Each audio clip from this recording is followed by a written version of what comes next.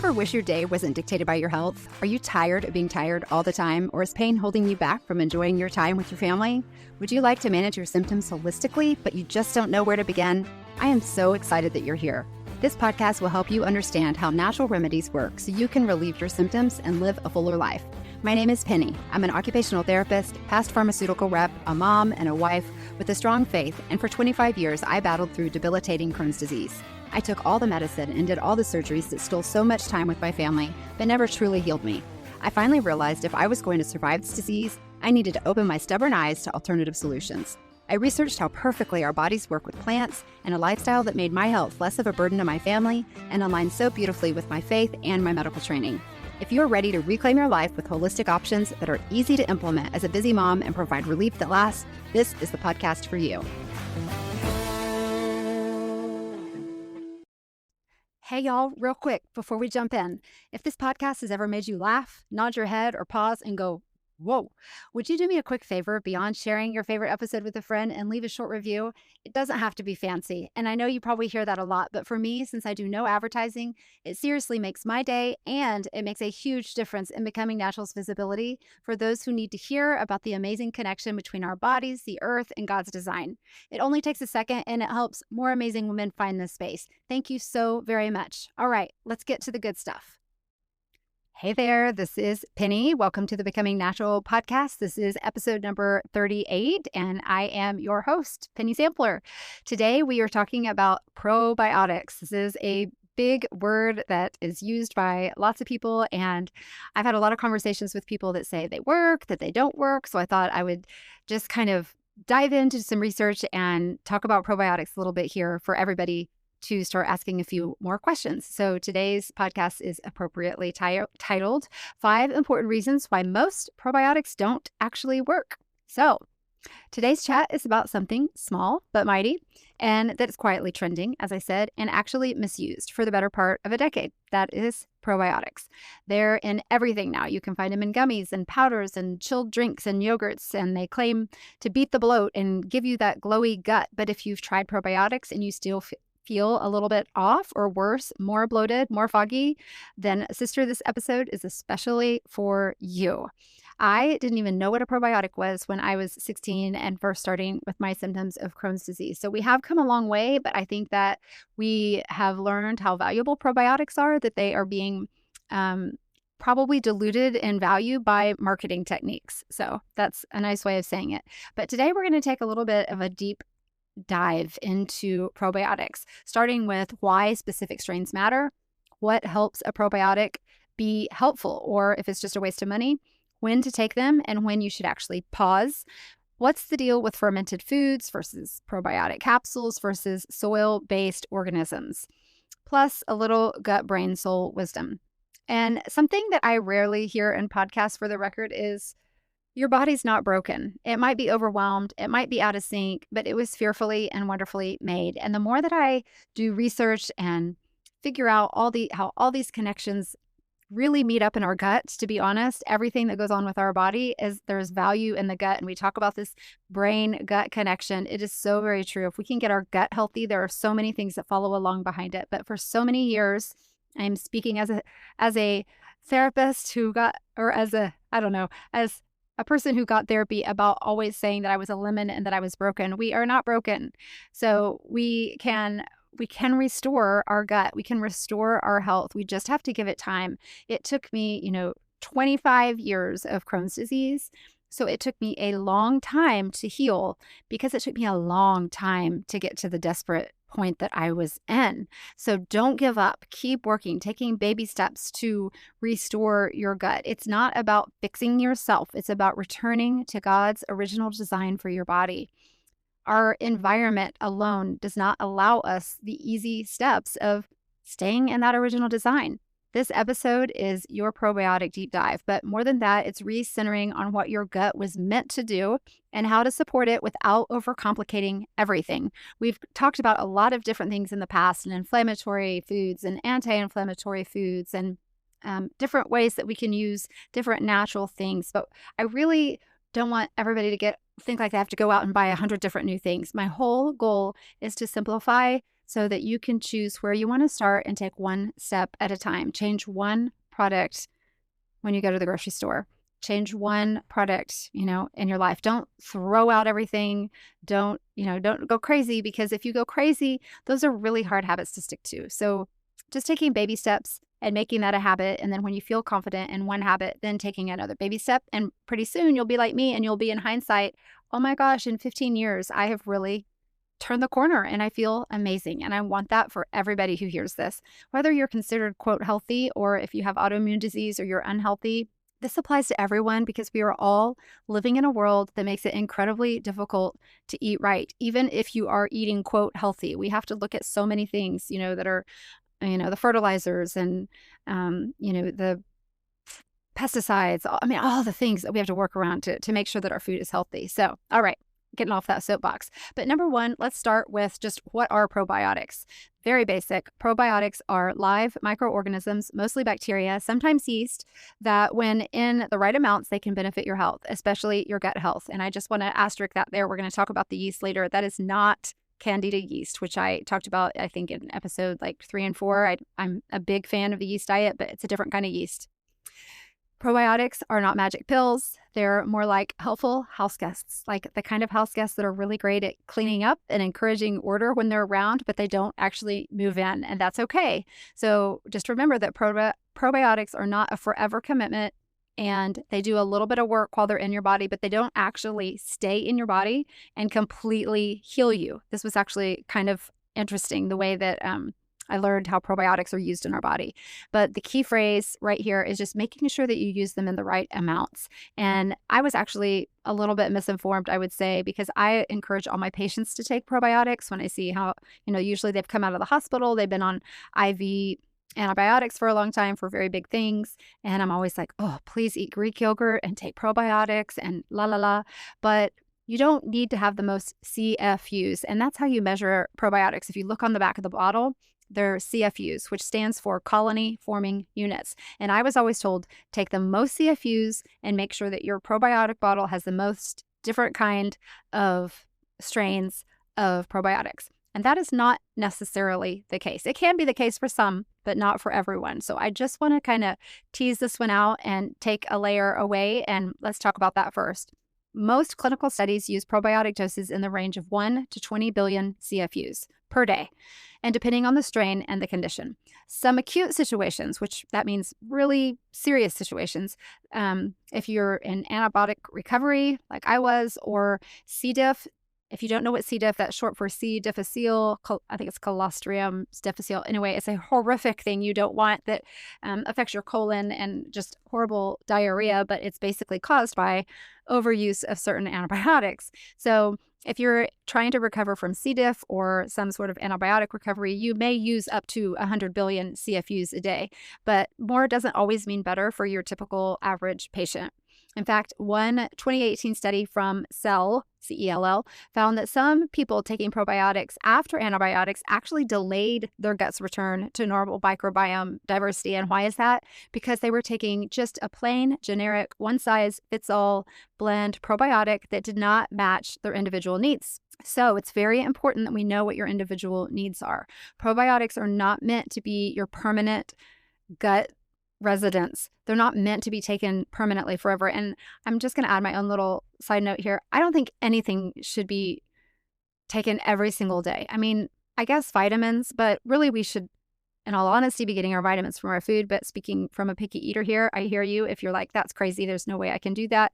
But even when it comes to homeopathic remedies, if it comes to probiotics, if it comes to, like I've talked about, silver or things like that, I don't take anything daily unless I have to. So I do take iodine every day for my thyroid because I don't take a thyroid pill. But I just don't think that you need to take something every single day all the time. I just think sometimes that's burning money, and I think it's unnecessary. And I actually think in the long run, sometimes that can actually cause more harm than good. So I just want to make sure that I'm not about going out and spending hundreds of dollars on supplements that you need to take forever. But probiotics are not necessarily meant to take forever. And we're going to go deeper into that here in a minute. But most strains don't colonize the gut long term. Instead, they pass through and they support your gut and they support what's already there. So think of them as a short-term helper. So the other thing that I always do whenever I'm getting ready to write a podcast is I'm always thinking, did our ancestors take probiotic pills? Did they have a supplement aisle where they got probiotics? What did they do that we're not doing? Why are we put in the position where we need to actually take these probiotics to help recolonize our guts? So, long before supplements ever existed, our ancestors, let's say, I hate saying ancestors, my grandparents, my great grandparents, they had thriving gut ecosystems. And why? Why? They didn't have to take probiotics like we do because, number one, they ate fermented foods daily. Think of homemade sourdough bread and sauerkraut and miso and kefir. I know my grandmother had a cellar. We're a Southern family here, but she had a cellar full of canned goods, and she would can everything out of her garden for the winter. She had all fresh food. She had a huge garden. Obviously, she wasn't having preservatives and things like that in her food. And bless her, she was 96 years old whenever she passed away, and I still believe that was prematurely. But they also touched the soil regularly, going back to her garden, but they picked the food with their hands, and there is some valuable things about getting your hands in the dirt, and we'll get into that again in a minute too. They drank unfiltered water before chlorine killed off all the microbes. The key is chlorine. Obviously, today I drink filtered water. I want to have filtered water because our water, if you go down and take a deep dive, some of our water, depending upon where you live, actually comes from sewage, and they clean it and recycle it, and you drink it. So you definitely want to look into that. I'm a fan of filtered water, but you want to make sure that what's been killed off by the chlorine, or if you're drinking chlorine, you definitely want a chlorine filter. But even before that, the chlorine has killed off all the good microbes. It kills the good and the bad. So another key indicator that they were healthier, and this was kind of new information for me, but they were born vaginally versus C-section. That has apparently incredible benefits to our health. They were breastfed longer, and they took fewer antibiotics. And I'm just going to also side note here that obviously C-sections save lives. I have family members that have had C-sections, and when it's life-threatening, obviously, that is definitely a solution. But we're having more and more C-sections, and oftentimes after, I worked in the NICU too, a lot are elective based on the doctor's schedules, based on a lot of things. But being born vaginally is actually a very beneficial thing for our health, which I did not know that. That's another rabbit hole we can go down another time. But the microbes that our grandparents and great-grandparents encountered were not labeled probiotics. They were just life. The earth was their wellness aisle. They didn't have to isolate out what they needed, or they didn't know they were getting probiotics. Now we live in the age of bleach wipes, C-sections, antibiotics, pasteurization, processed food, and chlorinated water. We need more microbial exposure, but we also need to relearn how to get it safely and how to get it intentionally. They didn't buy $50 bottles of capsules.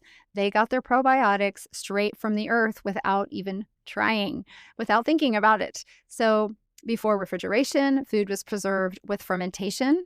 Like I said, sauerkraut, sourdough, yogurt, kefir, kimchi, miso, all naturally rich in good bacteria. And I'm telling you what, sourdough comes up in almost every episode. I think that I'm going to have to get my mother's sourdough start that she has told me about. And I'm like, oh my gosh, I can't keep up with that. But maybe I need to learn how to keep up with making sourdough bread, because there are so many benefits to sourdough bread. And ironically, I don't eat bread very often because it hurts my stomach a lot. But sourdough is the one bread, ironically, that doesn't hurt. I guess there's a reason.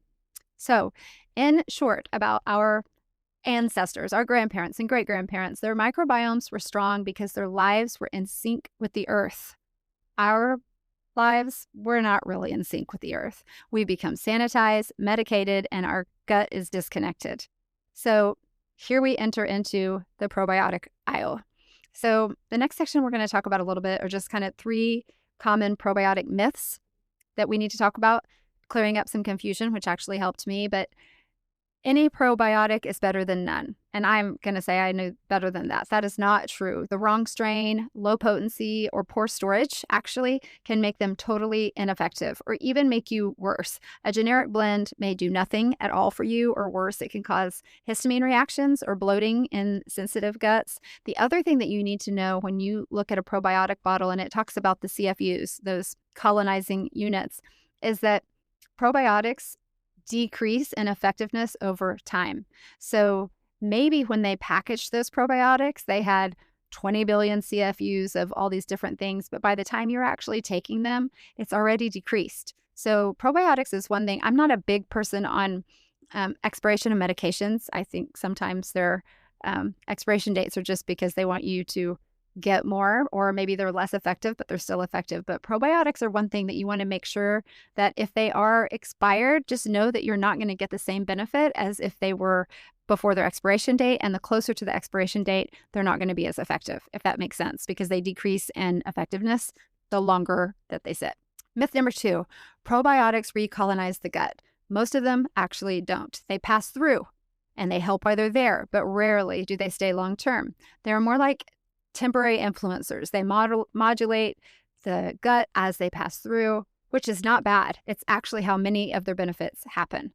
Myth number 3, you need high CFUs, like 100 billion to get results. Not necessarily. Some of the most well-studied strains work at 1 to 10 billion CFUs. It's about choosing the right strain for the right job, not necessarily chasing the biggest number. That doesn't mean that some people will not benefit from those large ones, but you don't have to have all those billion CFUs.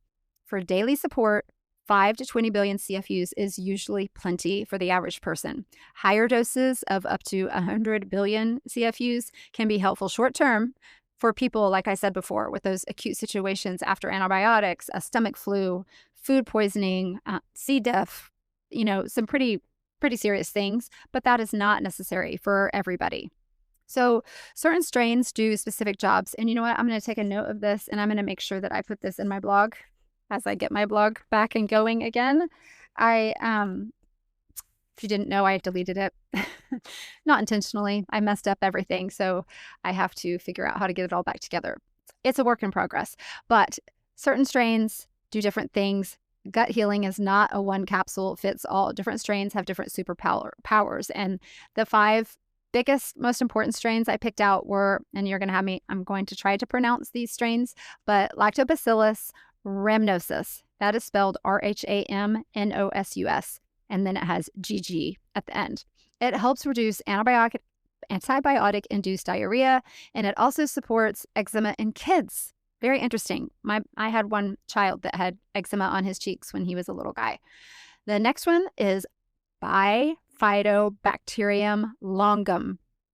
It helps ease anxiety and support gut-brain connection and communication. The next one is Saccharomyces, kind of like saccharin, and then myces, MYCES, Boulardii, a beneficial yeast that helps reduce candida overgrowth, yes, the bad one, traveler's diarrhea, and post-antibiotic gut issues. Once again, I promise I will write these out for you in my blog and link them up for you.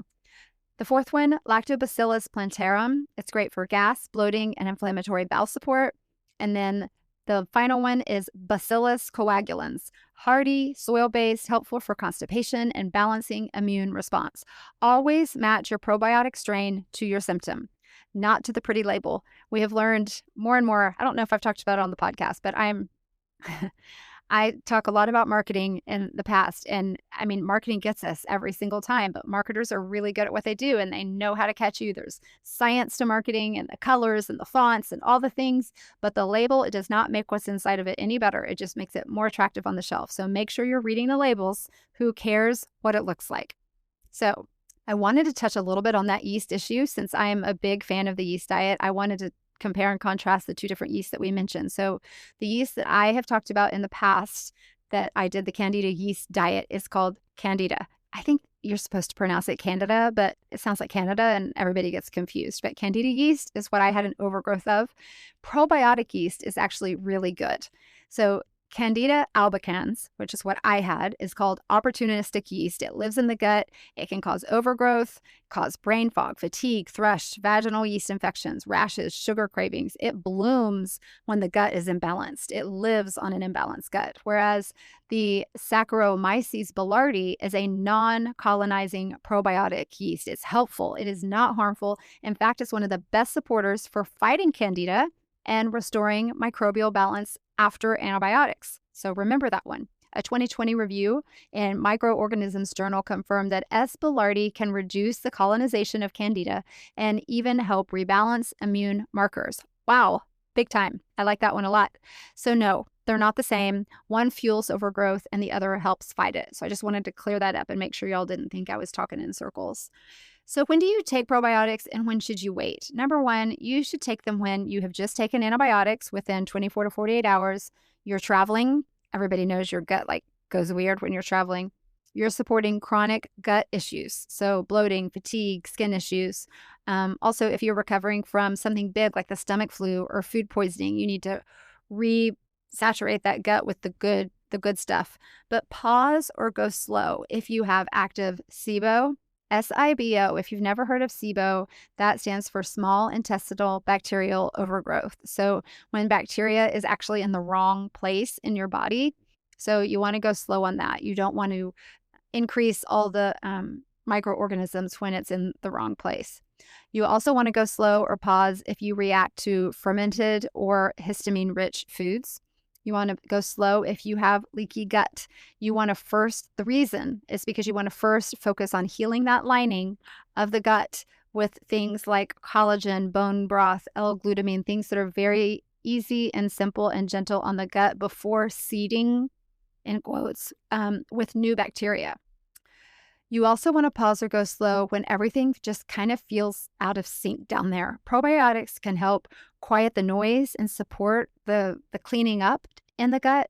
Just don't expect the probiotics to do all the heavy lifting and all the work. There's a lot more things that we have talked about in past episodes that work together to heal the gut. But I'm telling y'all, every single episode that I do and that I study more and more, I fully am coming to the conclusion that a healthy gut is a healthy person. It affects so many things down to our hormones. It's amazing. So how to help the probiotics actually work? This is the nerdy science girl in me. I want to know what they're doing and why they're doing it. But even if they don't stay long in the gut and they're just passing through, probiotics still do amazing work while they're there. They compete with harmful microbes. So they kind of help squelch those microbes. They reinforce your gut lining and listen up, they restore tight junctions. Do you remember when we were talking about tight junctions? I'm pretty sure that was the episode that we were talking about perhaps inflammatory foods. And there were junctions in our gut that got wide and it allowed harmful bacteria to get through the wall of our stomach and directly into our blood supply. And that's where we started getting sick. So probiotics will actually reinforce the gut lining and restore the tightness in those junctions so that those tight junctions come back together and reduce the chance of things getting into your blood supply that are bad. They encourage immune balance, especially if you are someone who battles autoimmune disease. They help break down food and absorb nutrients by aiding in digestion and enzyme production and boosting nutrient absorption, like B vitamins and magnesium as an example. Finally, they regulate mood, stress levels, and sleep cycles by influencing neurotransmitters like, are you here ready for it? Serotonin.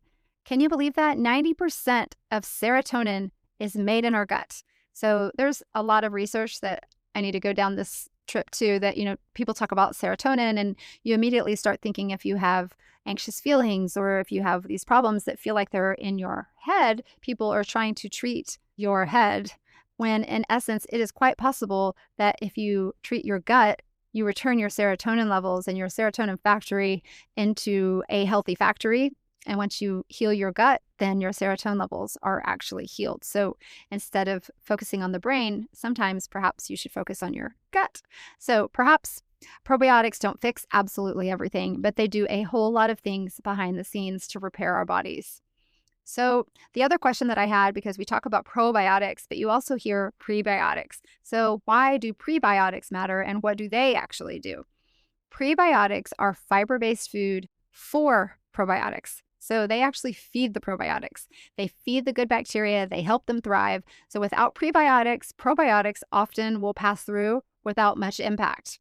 So you want to make sure that you get the maximal use out of your probiotics by making sure that you're full of prebiotics before you take the probiotics. Can we say prebiotic and probiotic more times? So where do you find prebiotics? They are in garlic, leeks, asparagus, onions, green bananas, Jerusalem artichokes, flaxseed, chicory root, cooked and cooled rice or potatoes. Studies show that adding prebiotics to the diet improves diversity and increases your short chain fatty acids, which help heal the gut lining.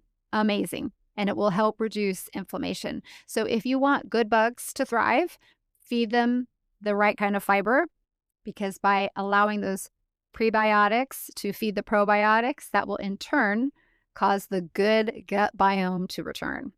Amen. Lots of cycles here. So why we need the prebiotics and the probiotics, again, we're going to break it down. Probiotics are the good guys you take in. They're helpful microbes. Prebiotics are what feed the good guys, special plant fibers that your body actually cannot digest, but your gut bugs love. So without prebiotics, probiotics don't stick around very long, and certainly not long enough to help you. So you might say, oh, that probiotic didn't work. Well, there's multiple reasons why it may not have worked. It may not have been good. It may have been expired. It may not have been the right strain for you, but also it could be you didn't have any prebiotics in your system, and you need those prebiotics to make sure the probiotics work. Get enough fiber-rich probiotics in your diet. That is the lesson. I've said it a million times. I think that we should walk away with that lesson today, but you'll get the beneficial bacteria that already live inside of you by eating prebiotics. And that is powerful healing when you get the right things working together. So choosing the right probiotic, I will actually link up some of the right quote probiotics that I have discovered and found and researched, but this is what you want to look for on your bottle. I like to educate people so you can make a good decision for yourself too. And I want you to know why you're choosing what you're choosing, but you want to look for exact strain names like Lactobacillus rhamnosus GG, not just Lactobacillus. You want to get very specific and you want to isolate it down into the exact kind of probiotic that it is and what the strain is. You want to make sure that the strains that are on your bottle are clinically researched, not just randomly thrown in there and saying, I hope it works. It's kind of throwing spaghetti against the wall. You want to make sure that they are delayed release capsules or spore-based forms. That's just going to allow them to stay in your body longer than if you just have a regular capsule that dissolves and moves on. You want full transparency on the CFU count. And this is a very specific point, going back to what we said before, that it's at expiration, not just at the manufacture time. So it's really important to differentiate if that CFU count of 20 billion lactobacillus is at the time that they put them in the bottle, or is it when they expire? Because as I told you before, they are constantly declining in their effectiveness. You will also want to make sure, like every other product that we talk about, that there are no unnecessary fillers, sugar, fake sugars for sure, or dairy. No idea why we put all these fillers in our things. We don't need them. And this is what I say about we're fighting this fight when we just want to make good choices. And it is so hard to make good choices when people are slipping in stuff that we don't want. And then finally, choose based on your symptoms, not on trends and pretty labels and how things are marketed, what's on the end cap or what they're giving out samples of at Costco. I love me some Costco, but there's not necessarily everything at Costco on the supplement aisle is good. We could do another podcast there too. So food versus capsules versus soil-based bacteria. What's the difference? Fermented foods are actually obviously natural. They're gentle, they're great for maintenance, and they're low risk. Capsules, they're targeted. We buy them at a store. They're good for short-term or symptom-specific use when we know that we need them and we need them fast. SBOs stands for soil-based organisms. They're resilient. They survive stomach acid. They're helpful in rebuilding phase, and they can aggravate some sensitive guts. But once again, they're found in the soil. It's what God gave us. So the great part about this, you don't have to pick just one of those. You don't have to say, oh, I'll do capsules or I'll do SBOs or I'll do fermented foods. It's really good to rotate, combine, or shift based on the season of your illness, of how you feel, of what you feel like taking. I personally can't stand taking pills. So if I can get it any other way, I'll take it. But even rotating is better because you're constantly getting a different form of probiotic in your body. So that really is, I'm making this term up for this situation, but that gives you more of a broad spectrum coverage when you're constantly rotating. So probiotics are not a forever thing. And this is the rhythm that I researched and was recommended. So use a probiotic for 1 to 3 months at a time. Rotate your strains, just like I would say, like You rotate crops in the soil. Just rotate your strains as needed based on what your personal needs are, not what your husband's, not what your children or your family member or your friend. It's what you need.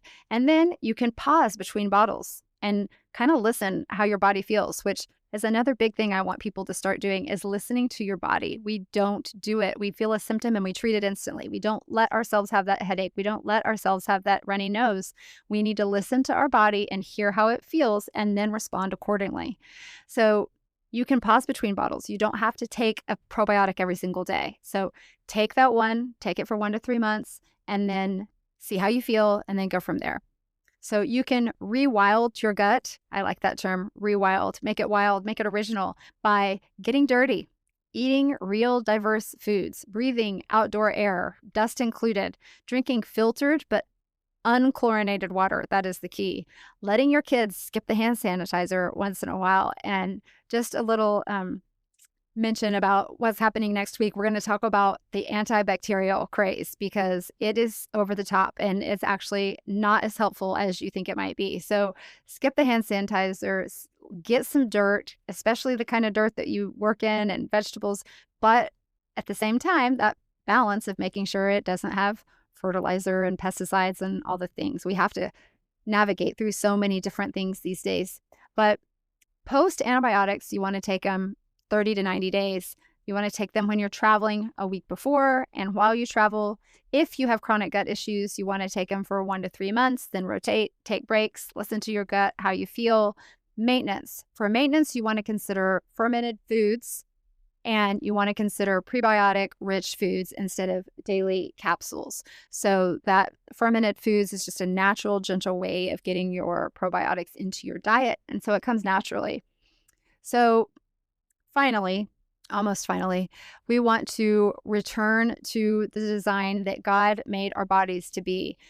My final reminder that I have had therapy over is your gut is not broken. Your body isn't a problem to fix. It is a masterpiece. It is learning how to recover from existing in this modern world that just throws so many things at us that we did not previously know how to navigate, nor did we know was harmful for us. So never feel like you've done anything wrong, because if anybody has done anything wrong, it has been me. I have taken all the drugs. I have done all the surgeries.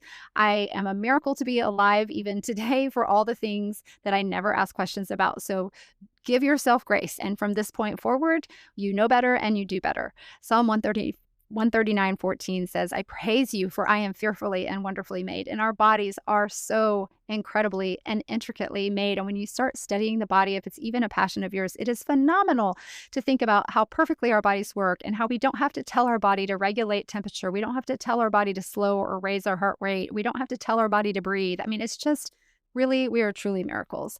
This we also have to talk about is our microbiome. We're not telling our body, fix our microbiome while I breathe and take a breath and monitor my temperature of my body and monitor that and work on my hormones and work on my thyroid. I mean, it goes on forever. It is just every time I study this, I just get more and more enamored with the body and how amazingly we are created and things that we never, ever think about.